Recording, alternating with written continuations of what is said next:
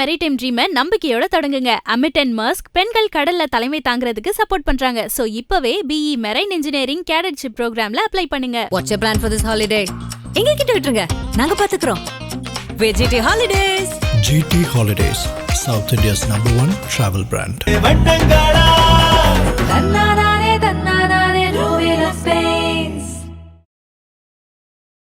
பாஜக இங்க இருக்கிறதுனாலதான் தாவேகா இங்க வருவதற்கு கதவு அடைச்சா மாதிரி இருக்கு. ஏன்னா அவர் என்ன சொல்லிக்கிறாரு, பாயாசமும் வேணாம் பாசிசமும் வேணாம்.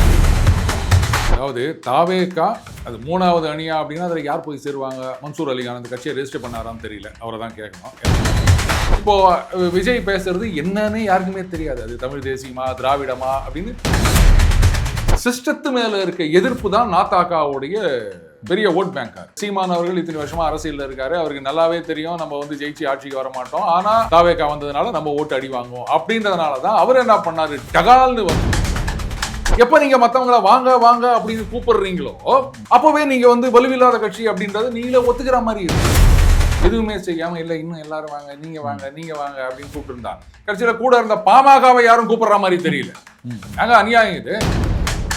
அண்ணாமலைக்கும் திமுகவும் தொடர்பா? ஒருவேளை அதிமுக பாஜகவுக்கும் திமுகவுக்கும் ஏதாவது அண்டர்ஸ்டாண்டிங்? சர்வே எடுத்துட்டாங்களே, இங்க இருந்து அங்க எடுத்தாங்களே அப்படின்னா எங்க இருந்து எங்க எடுத்தாலும் சர்வேன்றது டுபாகூர்.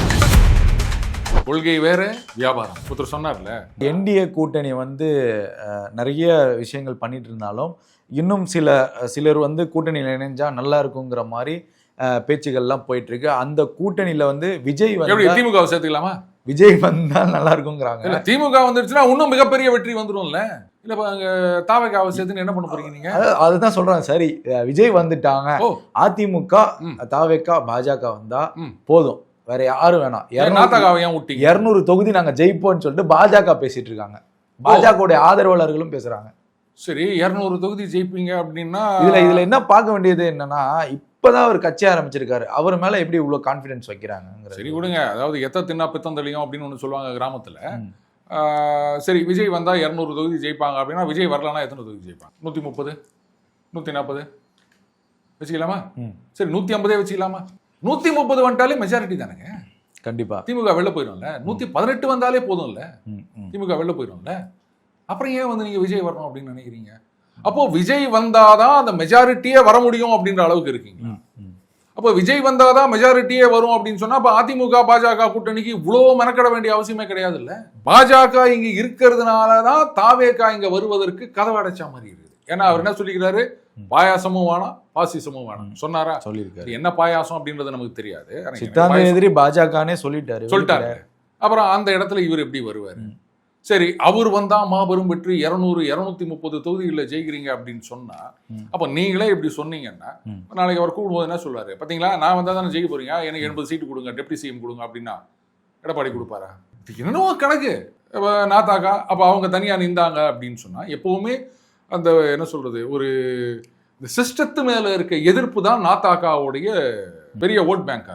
எதுவுமே சரியில்லை, அதனால அவருக்கு போடுறேன் அப்படின்ற மாதிரி. அப்போ நாத்தாக்காவுடைய ஓட்டு இன்க்ரீஸ் ஆக போகுது. அப்ப என்ன பண்ணுவீங்க? சரி, நீங்க 3 பேர் சேர்ந்துட்டா மட்டும் அந்த பக்கம் இப்ப நீங்களே சொன்னீங்க தாவேகாவுடைய ஓட் பேங்க் என்ன அப்படின்றது தெரியாது, எவ்வளவு செல்வாக்குன்றது தெரியாது. அப்ப என்ன ஆகும், இந்த கூட்டணியில சேர்ந்து ஒரு 40 சீட்டு கொடுக்குறீங்க அப்படின்னு வச்சுக்கோங்களேன். முதல்ல அவங்களுக்கு ஒரு 40-50 சீட்டு கொடுத்தா பாஜக எத்தனை கொடுப்பீங்க? இதுக்கு அந்த பருத்தி மூட்டை உடனே இருந்திருக்கலாம்ல. எதுக்காக வந்து அவ்வளோ கஷ்டப்பட்டு கூட்டணி சேரணும்? இந்த விஷயத்த வந்து அதிமுக பேசினா கூட ஏதாவது ஒண்ணு பண்ணலாம், பாஜக ஏன் பேசுதுங்கிற ஒரு கேள்வி வருது. இல்ல, அது பாஜக பேசினாங்களா ஆதரவாளர்கள் பேசினாங்களா எனக்கு தெரியாது. பாஜக ஆதரவாளர் அந்த மாதிரி வந்து பேசி இருந்தா என்னுடைய கேள்வி இதுதான். அப்போ இந்த இடி ரைடு அதெல்லாம் நடந்தது இல்லவா? அந்த கேஸ் எல்லாம் பெருசா கொண்டு வந்தாலே திமுக எதிராக ஒரு பெரிய எதிர்ப்பு அலை வந்துரும்ல. சொல்ல போனா பாஜக தனியா இருக்குதுன்னு வச்சுக்கோங்களேன், அதிமுக கூட்டணி வேண்டாம். இந்த மாதிரி வந்து ஒரு 4-5 ஊழல் வழக்கு அதுல வந்து இன்னும் தொடர்பு அப்படின்னு அவங்க வந்து எஸ்டாப்ளிஷ் பண்ணிட்டாங்க அப்படின்னு வச்சுக்கோங்களேன். அப்ப அதை வச்சு பாஜக தனியா நின்றாலே அட்லீஸ்ட் ஆட்சிக்கு வர அளவுக்கு இல்லை அப்படின்னாலுமே ஓட் பர்சன்டேஜ் குப்புன்னு ஏறுமா? ஏன் அதை செய்யல? சரி ரைட்டு. இப்போ அதிமுக பாஜக கூட்டணி சேர்ந்துட்டீங்க. இப்போவாது அந்த ஊழல் வழக்குகள் பெருசா கொண்டு வந்தீங்க அப்படின்னு சொன்னா அப்ப தாவேகா வேணாம். திமுகவே இருந்தாலும் பாஜகவுக்கு எந்த பிரச்சனை இல்லைன்னு நினைக்கிறாங்களா? அப்ப கூட்டணியே தேவையில்லையே, தனியாவே நின்றுட்டு பாருங்க நாங்க எங்க ஓட் பர்சன்டேஜ் இன்க்ரீஸ் பண்ணோம் அப்படின்னு சொல்லிட்டு போலாமே. இது வந்து எந்த மாதிரியான ஒரு ஸ்ட்ராட்டஜிலையும் ஃபிட் ஆகலையா சார்? இதுதான் வந்து பெரிய தப்பு. யார் சொன்னாங்கன்னு தெரியல, நீங்க சொன்னதுக்காக நான் சொல்றேன். இப்ப தாவேகா வந்தாதான் ஜெயிக்க முடியும் அப்படின்ற நிலைமையா? அப்படிதான் இருக்குது. இப்ப தாவேகா இல்லைன்னா உங்களால ஜெயிக்க முடியும்னா அவங்கள வாங்கன்னு கூப்பிட வேண்டிய அவசியம் கிடையாது. முதல்ல என்ன சொன்னாங்க, பாஜக தனியா நின்று ஜெயிக்க முடியாது, அதனால கூட்டணி வேணும், ஏன் திமுக ஆட்சியை அகற்ற வேண்டும். சரி, அப்ப அதிமுக பாஜக மட்டும் சேர்ந்து கூட்டணி ஆட்சி இல்ல ஆட்சி அமைக்க முடியும், அவங்க வந்து திமுகவை தோக்கடிக்க முடியும் அப்படின்னா மத்தவங்களெல்லாம் வாங்க வாங்கன்னு கூப்பிட வேண்டிய அவசியம் கிடையாது. எப்ப நீங்க மத்தவங்கள வாங்க வாங்க அப்படின்னு கூப்பிடுறீங்களோ, ஹைபோதெட்டிக்கலி ஸ்பீக்கிங், அப்பவே நீங்க வந்து வலுவில்லாத கட்சி அப்படின்றது நீங்களே ஒத்துக்கிற மாதிரி இருக்குது. இப்ப ஜனங்க என்ன நினைப்பாங்க, ஐயா என்னதான் ஆனாலும் இவங்களாலாம் வந்து ஜெயிக்க முடியாது, இது அப்போ தாவேகால இருக்கு உங்களுக்கு தெரியாதா? அவங்க என்ன பண்ணுவாங்க, ரைட்டு அப்ப நாம தான் வின்னிங் ஹார்ஸ் அப்படின்ற மாதிரி எஸ்டாப்ளிஷ் ஆகி போச்சு. ஏற்கனவே சொல்லியிருக்கேன், அதிமுக பாஜக கூட்டணி உருவானால் தாவேகா தனியா நிற்கும் போது அவங்களுடைய ஓட் பர்சன்டேஜ் இன்க்ரீஸ் ஆகும். ஸோ என்ன ஆக போகுது, அவங்கள தூக்கி விட்டுட்டு மறுபடியும் ஒரு சினிமா கவர்ச்சியில அரசியலை கொண்டு வந்து தள்ளுகிற வேலை தான் இது.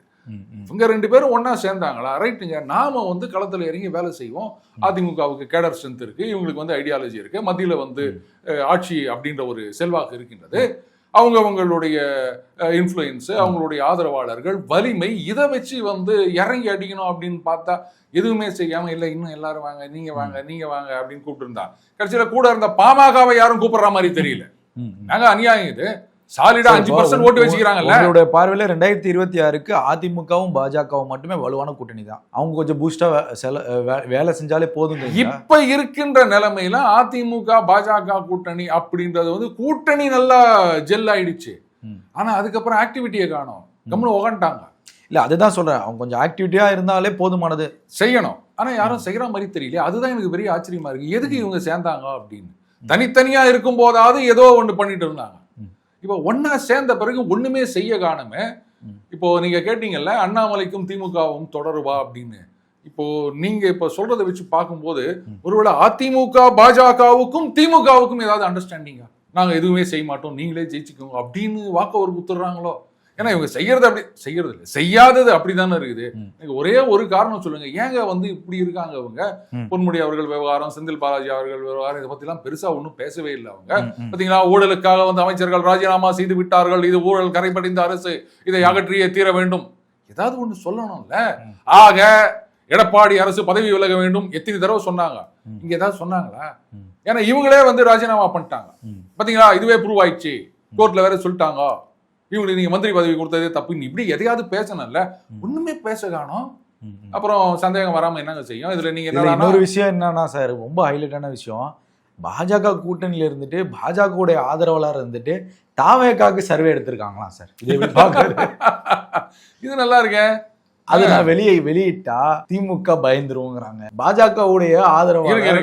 இதுக்கு வந்து திமுகல இருந்து நான் பதில் சொல்றேன், கொள்கை வேற வியாபாரம் வேற. ஒருத்தர் சொன்னார்ல, அது ஏங்க நீங்க நடத்துற ஸ்கூல்ல மட்டும் சிபிஎஸ்சியில ஹிந்தி சொல்லி கொடுக்குறீங்க அப்படின்னு போது அவர் இந்த மாதிரி சொன்னாரு. ஸோ நம்ம அப்படி பார்க்கலாம், கொள்கை வேற வியாபாரம் வேற, இது பிசினஸ் தம்பி, அதனால இப்படி பண்றோம், அது கொள்கை. அப்படி சொன்னா என்ன பண்ணுவீங்க நீங்க? அது திமுகவே சொல்லிட்டாங்க, அதனால அதெல்லாம் நம்ம தப்பு சொல்ல முடியாது. சர்வே அப்படின்றதெல்லாம் நிறைய பார்த்துட்டேங்க. எலெக்ஷனுக்கு முன்னாடி இந்த pre poll, post poll, poll of poll, exit poll அப்படின்னு நிறைய காமெடி வந்துட்டு இருக்கும். ஏதாவது ஒரு 10-20 சர்வே வந்தது அப்படின்னு சொன்னா ஒரு சர்வே 2 சர்வே கிட்டத்தட்ட அப்படி இருக்கும். ரேரா ஏதாவது ஒண்ணு அக்யூரேட்டா இருக்கலாம், அது மட்டும் தான் நம்ம கண்ணுக்கு தெரியுமே தவிர ஃபெயிலான எத்தனை சர்வேன்னு நமக்கு தெரியாது. உதாரணத்துக்கு சொல்லவா, இப்போ இந்த சர்வேவெல்லாம் நம்ம எப்படி பார்க்கணும் அப்படின்னா, சினிமாவில் வந்து ஹீரோவா டைரக்டரா இப்படி வந்தவங்கலாம் என்ன சொல்லுவாங்க, நாங்களாம் வந்து கஷ்டப்பட்டு டீக்கெல்லாம் கடன் வச்சுக்கின்னு வாடகை கொடுக்க முடியாம கஷ்டப்பட்டு இப்படி வந்தோம் அப்படின்னும் போது, இந்த மாதிரி சக்சஸ்ஃபுல்லா வந்த ஒவ்வொரு ஸ்டாருக்கு பின்னாடியும் கடைசி வரைக்கும் சினிமால அந்த கூட்டத்தில் இருந்துட்டு இந்த துணை நடிகர்களாகவே இருந்து ஒரு டயலாக் பேச கூட வாய்ப்பு கிடையாதா அப்படின்னு வாழ்க்கையை தொலைச்சிட்டு இருந்தவங்க. இந்த கதை திரைக்கதை வசனம் டைரக்ஷன்ல தம்பி ராமையா வருவார், அந்த மாதிரி ஆயிரக்கணக்கான லட்சக்கணக்கான பேர் இருக்காங்க. நமக்கு சக்சஸ் ஆனவங்க மட்டும்தான் கண்ணுக்கு தெரியுறாங்க இல்லையா? அதனால இந்த சர்வே அப்படின்றதெல்லாம் நான் என்னைக்குமே ஏத்துக்கிறது கிடையாதுங்க. அப்படி இருந்துச்சு இவங்க சர்வே எடுத்துட்டாங்களே, இங்க இருந்து அங்க எடுத்தாங்களே அப்படின்னா, எங்க இருந்து எங்க எடுத்தாலும் சர்வேன்றது டுபாகூர் காமெடின்னு தான் என்னுடைய கருத்து. அதனால இதெல்லாம் ஒரு தப்பே கிடையாதுங்க. யாருக்கு வேணா சர்வே எடுங்க.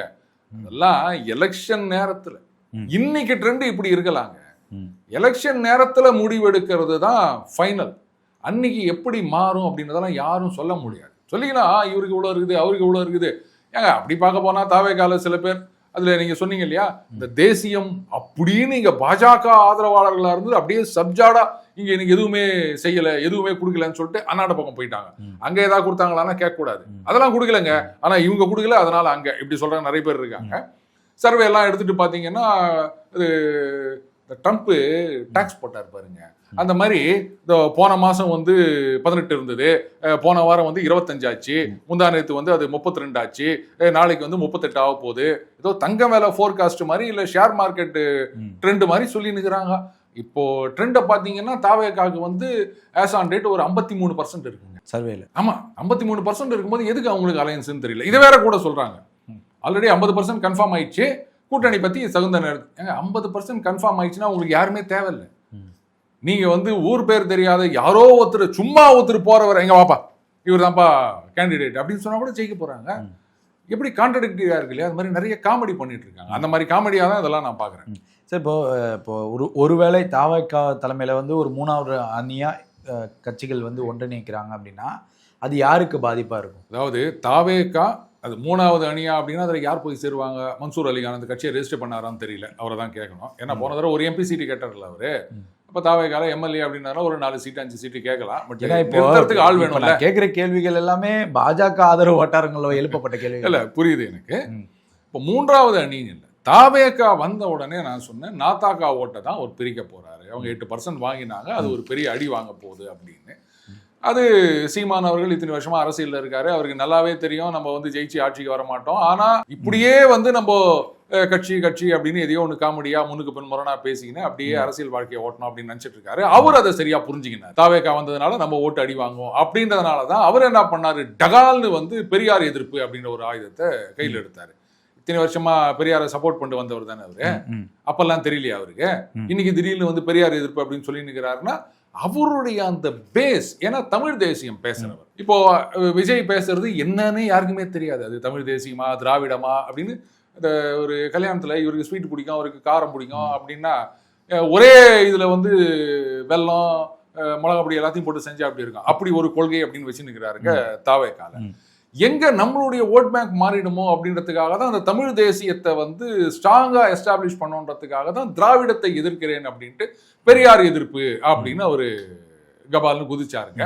அதை பார்த்த உடனே சில பேர் தீம் பார்ட்னரு அது இது அப்படின்லாம் இது பண்ணாங்க. இப்போ மறுபடியும் ஆஹா இவர் என்ன பாஜகவுக்கு எதிராக பேசுறாரு அப்படின்னு ஒதுங்கி போயிட்டாங்க.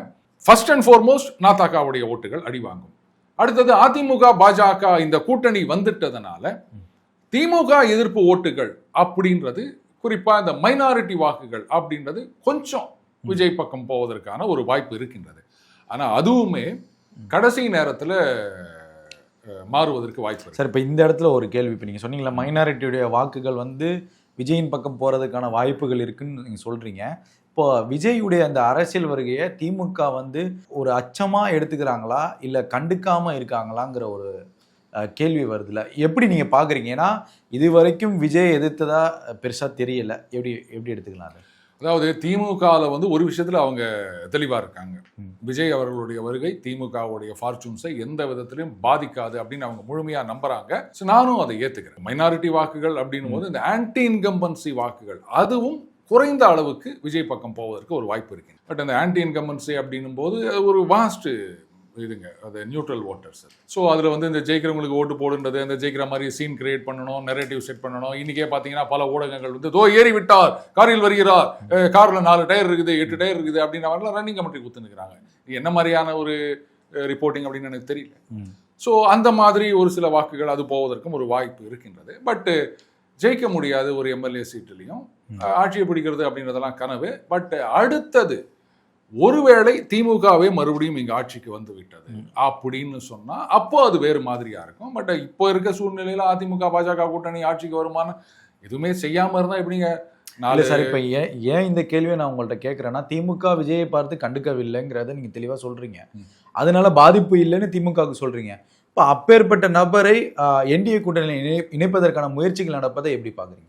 அதுதான் நான் திருப்பி திருப்பி ஒரு சொல்றேன். முட்டாள்தனமா இல்லையா? இல்ல முட்டாள்தனோட கேள்விக்கே நான் வரல. அப்போ தாவேகா வந்தாதான் நீங்க ஜெயிப்பீங்களா? அதை சொல்லுங்க. அப்ப இந்த கூட்டணி வலுவான கூட்டணி இல்லை. அதுக்கு எதுக்கு வந்து நீங்க இவ்வளோ பிரயத்தனம் பண்ணி அவர் அமித்ஷா அவர்கள் வந்து எவ்வளவு நேரம் வெயிட் பண்ணிட்டார்? அன்னைக்கு எத்தனை மணிக்கு மீட்டிங் அறிவிச்சாங்க, எத்தனை மணிக்கு ஆரம்பிச்சது நம்ம எல்லாருக்கும் தெரியும்ல. நீங்க சொன்னீங்களே அமித்ஷா அவர்கள் வந்து இந்திய அளவுல பெரிய ஒரு அரசியல் இது வாய்ந்தவர், கிங் மேக்கர் அப்படின்லாம் சொல்றீங்க. அவரே வந்து வெயிட் பண்ணிட்டு போனார் அப்படின்னா அப்போ இல்ல அந்த அரசியல் தான் தமிழகத்துல எடுபட மாட்டேங்குது. இல்ல எடுபட மாட்டேங்குதுலாம் சொல்லாதீங்க. எடுபட்டு கொண்டு இருந்தது. தெரியல, என்னவோ தெரியல, அவங்க வந்து விளையாட்டின் போக்கையே மாற்று. நல்லா போயிட்டே இருக்கும்போது என்னங்க சரி ரைட் இந்த விக்கெட் விழுந்துச்சுன்னா அடுத்தது அடிக்கிற ஒருத்தரை இறக்குங்கன்னா நீங்க பாட்டுக்கு ஜடேஜாவை கொண்டு வந்து இறங்கி டொக்கு டொக்குன்னு தட்டி இருந்தீங்கன்னா அப்புறம் எங்க ஜெயிக்க முடியும்? அந்த மாதிரி தான் பண்ணியிருக்காங்க அப்படின்னு சொல்லணும். இவ்வளவு நேரம் பல்வேறு கேள்விகளுக்கு பதில் அளித்தமைக்கு நன்றி சார். நன்றியா சார்.